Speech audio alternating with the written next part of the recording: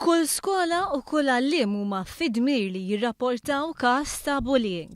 Dan skont il-politika ġurnata dwar il-bullying ippreżentata mill-Ministru tal-Edukazzjoni Evarist Bartolo it-tnejn filgħodu.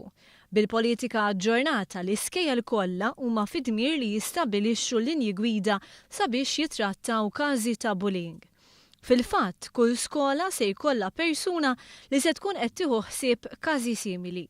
L-aġġornament tal-politika tal-bullying tinkludi realtajiet ġodda bħas cyberbullying.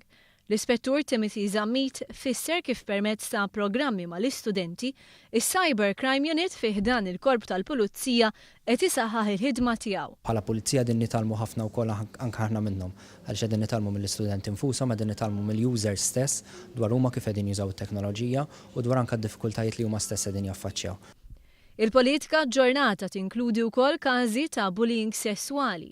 Każi li skont il-koordinatur tal-Malta Gay Rights Movement, Gabi Kallija, għandhom ikunu trattati b'sensittività. Importanti li niftakru li fejn jidħol identità LGBTI forsi hemm affarijiet li huma ftit iktar sensittivi fis-sens li l-istudent mhux neċessarjament pereżempju jkun out mal-familja tiegħu. Sandra Cortis, waħda mill-koordinaturi ta' din il-politika, qalet li dil-politika tisħaq fuq distinzjoni bejn każi ta' bullying jew ta' mġiba ħażina. F'każi ta' bullying, il-ġenitur se jkun informat minnu fih, xi ħaġa li qabel ftit li xejn kienet issir. Il-Ministru Evarist Bartolo qal li din il-policy se tenfasizza fuq il-valur ta' responsabilità. Saħaq li l-imġiba antisoċjali se tittieħed bl-akbar serjetà, iżda dan isir biss b'kooperazzjoni mill-familja u s-soċjetà.